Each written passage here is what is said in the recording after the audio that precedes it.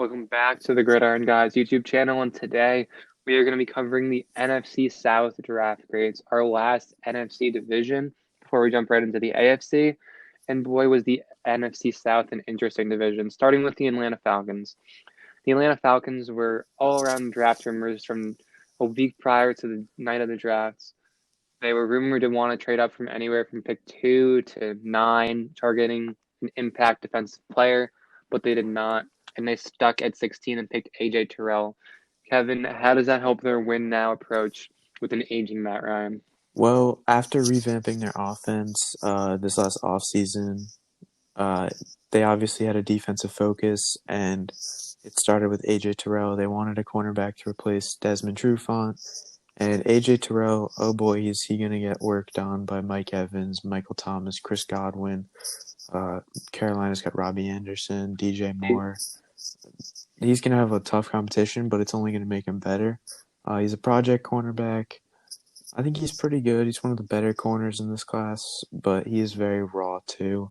And also Marlon Davidson, their second round pick, fits that defensive line scheme that Dan Quinn runs, where he's more of like a defensive tackle build, playing in a defensive end position. So he should fit in well. Yeah, I mean, Terrell definitely got his fair share of NFL competition playing at Clemson.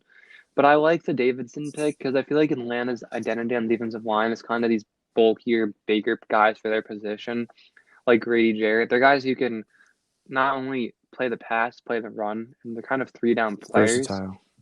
Atlanta has a really, really talented offense, and their defense is also honestly talented. I think it just lacks a lot of depth. And if last year Atlanta was hammered with injuries, but if Terrell and Davidson can come in and play at a decent level, and guys like Deion Jones, Grady Jarrett, Dante Fowler, Keanu Neal all can stay healthy, Atlanta can be a dominant team this year that no one's talking about. Their roster is really talented. Yeah. People forget Matt Ryan is, 2-3 years removed from MVP play.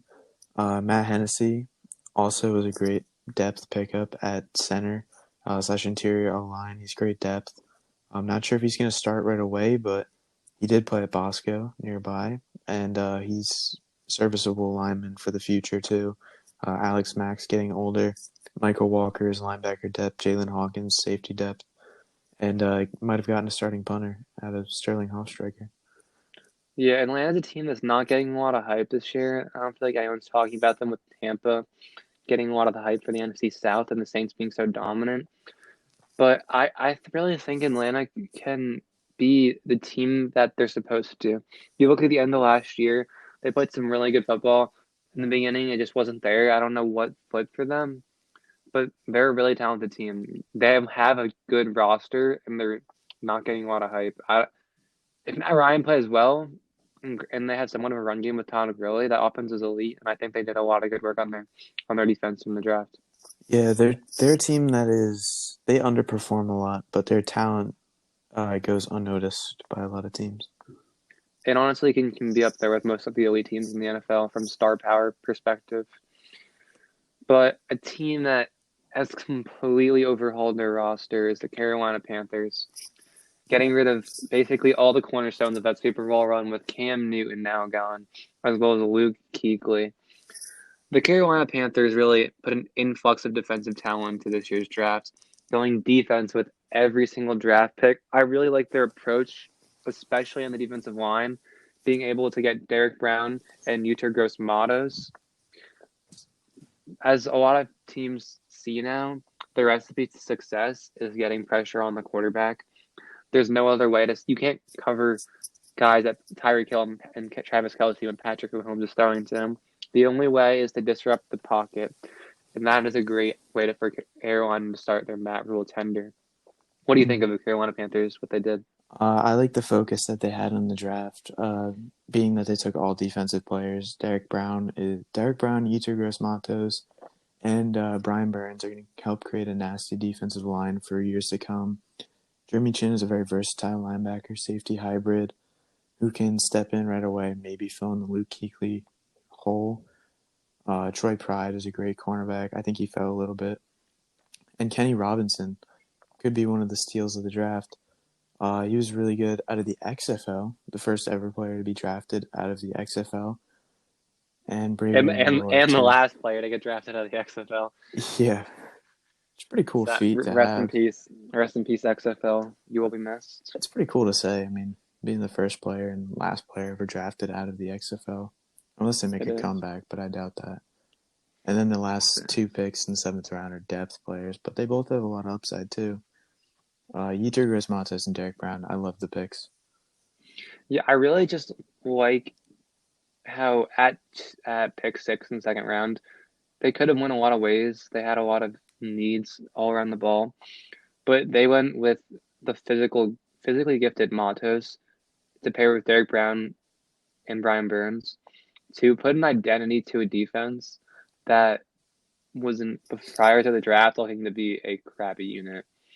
And if Teddy Bridgewater can play some half decent football this year, they're not going to be as bad as people think they would be. I've seen the Panthers getting a lot of number one pick hype with Jacksonville, and I really think that they improve their team a lot, at least in the rebuilding process. And I think that they have enough talent to at least be competitive. Yeah, I think Teddy's really just a bridge gap quarterback for the time being. Maybe they pursue somebody like a Trevor Lawrence or somebody else, but I think this team gets a lot worse grades than they should get. This team is they basically choke as what we've seen in the past couple of years, but McCaffrey can only do so much. Uh, I'm pretty sure they were 4-2. People they were forget that they they were were playing 4-2. They with played the great. Cam Newton that couldn't hit a wide receiver, let alone inside of a barn in the beginning of the year. He played awful. Like I remember watching the Tampa Bay game. He'd miss. I think they lost the game. Awful. He played so bad. It's if Teddy Bridgewater can play like Alex Smith, like manage the game type level, they're gonna win some games. They're Yeah, not. they're They're getting way overblown for being what a kills. garbage team. They would be a much better team in a different division. They just have such a hard division. They're a much better team than they get credit for. Oh yeah, 1,000%. Put them in the NFC East. They're gonna be a 6-7 win team. They're just playing in a division with arguably three teams that have double digit win potential, and that's just the fallout from playing a talented division. Which is why it makes sense for them to have gone to a rebuilding phase. Just load up now, let the teams who are slowly losing their Super Bowl window compete, and then strike when their enemy is low. Especially since Matt Ryan, Drew Brees, and Tom Brady, I think are all 34, 37, and 43 years old. When your rebuild is finishing, they're all not going to have franchise quarterbacks. Carolina, I applaud you for committing to the rebuild, a thing that my Giants couldn't do for probably 3 or 4 years until finally they did this year. It'll pay off in the long run if the draft picks hit. Mm-hmm.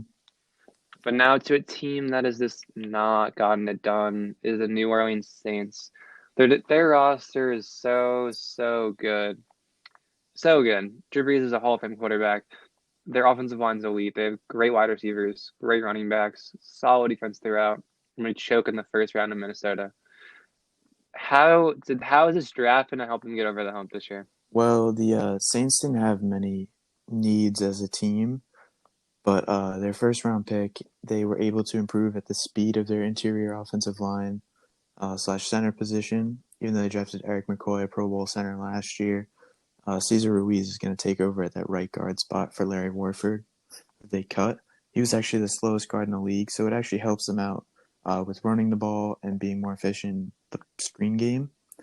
Uh, Zach Bond was an awesome pick in the third round, probably the biggest steal of the draft in our opinions.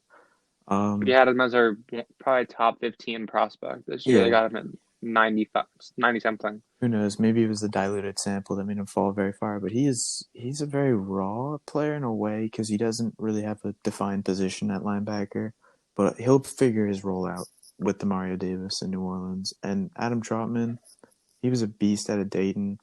I think he was one of those players that needed to go to a playoff team to maximize his potential, and I think that's exactly what's going to happen here. Drew Brees can make him into an amazing tight end, or if he doesn't get utilized enough, he could flop. And Tommy Stevens is also somebody that the Saints traded back into the draft to get because he was going to have a deal signed with the Panthers, and he's basically a Taysom Hill 2.0, which scares a lot of Taysom people. Taysom Hill 3.0. But I like Trotman just because I think the Saints offense is so potent in the regular season, but when it gets gritty in the playoffs, their passing game kind of flops against Minnesota. They had no vertical threats. I like the idea of putting Trotman and Jared Cook in a 12 personnel to try to should give him a different look because Jared Cook, let's be honest, he is an injury prone player and he's very good when he's on the field, but it's an insurance in case Jared Cook is able to go down, but it also gives you that option of even throwing Taysom Hill out there, three tight ends, to give him these power looks that the Saints really haven't been able to give lately. And I love Bond just because I think he doesn't have position, but on a team like the Saints, they can move him around because they don't need to play him at edge because they have edge talent, or they don't need to play the middle linebacker because they have Mario Davis.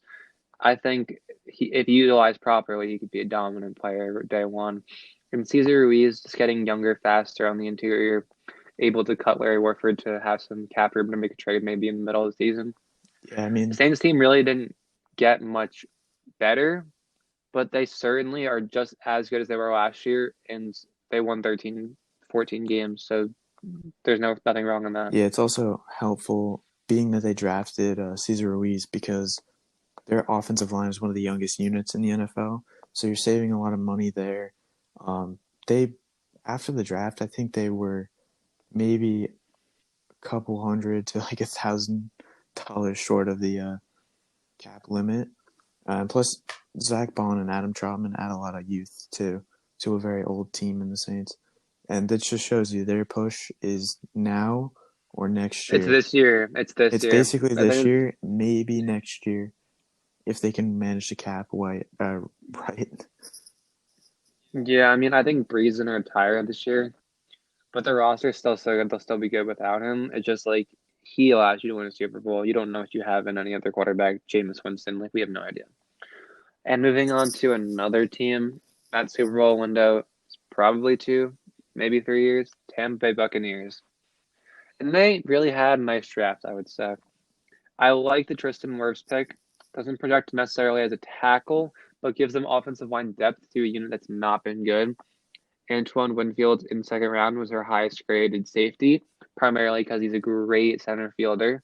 Tackling and injury concerns are there, but he's a great free safety. And then Keyshawn Vaughn and Tyler Johnson will be great depth slash complement players to an offense with great skill positions already. I like what they did. They really drafted their first four players drafted were players that are going to be able to come in and make an impact day one.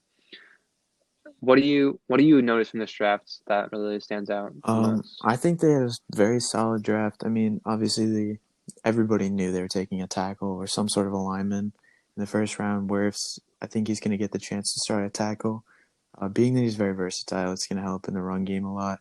But at worst, he'll be a good guard. So great pick there. Antoine Winfield helps with the secondary. They have a very young secondary that was very good. Carlton Davis and Sean Bunting Murphy were both excellent for them last year. Keyshawn Vaughn could take the job after week 1 or 2. Who knows? Very good. Tyler Johnson, though. This guy was one of my favorite wide receivers in the draft. He's going to start in the slot, I think. At least he should. And he has a lot of tools that you want in a receiver. And I think Tom Brady's going to use him in a very nice way. He reminded me a lot of Chris Godwin, the way he just kind of he's kind of smooth with his routes. He's great hands too. Khalil Davis out of Nebraska is also kind of a sleeper defensive tackle. He had a great combine. Twin brother went to the Steelers, and their seventh round pick should help provide some good depth too. Yeah, Tyler Johnson is essentially a Rashad Perriman replacement. Not really has to come in and make an immediate impact, but he has to make those plays that are key every couple games. He, And honestly, I think they had a great draft class. No, not knocking that. I think Tampa Bay is getting a bit overhyped. Not that I think they're a bad football team, but we look at the level that Brady played last year, and we look at the level that Winston played last year. I know Brady's a winner, and Winston's the perennial loser, but I don't think that this team is as dominant as people say. Like, how many games do you think the Bucks are going to win next year? Um, well, before I answer that, I think they're probably gonna go. I think 9-7, 10-6. But my concerns with this offense is that Bruce Arians kind of requires somebody who can air the ball out. Not that Brady can't do that. It's just James Winston excels at that. And I think they just kind of went from a gradual rebuild with Winston to okay, let's put all of our marbles in the Tom Brady basket and let's just go in now. We'll go 3 years, and if not, we have to blow this whole thing up. And I'm not sure I liked that move, but I think it does give them a good chance at winning because Brady is a much smarter quarterback. It's a different play style. Tyler Johnson is also what I wanted to say about him was he brings more of a slot type of role, whereas Brashad Perriman was another receiver who could stretch the field. Less of a vertical offense, more of a safety offense. Yeah, I agree with that. I like Tampa more as a playoff team if they get in Wild than a card. regular season team. I think they're going to struggle a bit in their regular season just due to a roster that's not as elite as, say, an Atlanta Falcons roster. You could honestly argue the Atlanta Falcons have a better roster than the Bucks. And I don't know. I think a lack of experience will definitely affect them in important situations.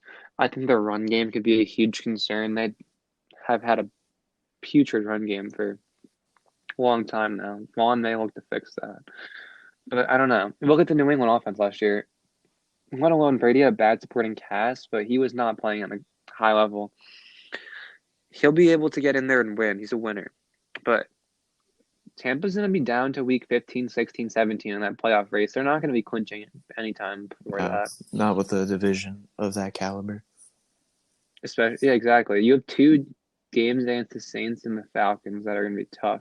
The only thing that bodes well for them, I saw on Twitter the other day, is somehow the schedule makers gave them, I think, the last 7 or 8 games of the year after their bye all in a dome for a 43-year-old quarterback in an air raid offense. That's a little fishy to me, but they lucked out there. That's huge. No, the NFL. I'm convinced the NFL schedules their game like they say they have an algorithm, but they schedule their games to get the matchups they want to see in the right environments to let their big players succeed. Yeah, like, I don't know. I'm a Giants fan. I'm not sure if most of our viewers know that, but they have 5 division games in a span of 6 weeks. They play Washington and Philly 4 times in 5 weeks. It Like, that doesn't makes make no sense. sense. No, the schedule has a lot of flaws with it, and some of the stuff like, and it's I find it kind of ironic how I'm a Raider fan. We have a lot of primetime games this year because of the new stadium and Las Vegas, the big market. But our primetime games are against Tom Brady, Patrick Mahomes, um, Drew Brees, and I guess whoever the Chargers quarterback is. But Yeah, that sounds like 4 L's to me. yeah, I mean, it kind of sucks. Like I was hoping our first game is going to be against the New Orleans Saints at home. Like we're going to get whooped on live TV at our home game, first home game. Like come on. Yeah, scheduling is definitely suspect, but we're not getting into that today. That concludes our NFC South draft grades. I think all these teams had a very solid draft overall. I wouldn't say any of them really shit the bed here. And it's going to be a very interesting division. I honestly could see Tampa, the Saints, or the Falcons, either of those teams coming out in the top. And I could even see a wild card coming out of this division too. But stay tuned for probably Wednesday, Thursday this week for a video on the AFC draft grades. We'll be getting into that. And then after that, fantasy football. So stay tuned. Gridiron guys, we'll get back to you middle Make of sure to next like week. and subscribe.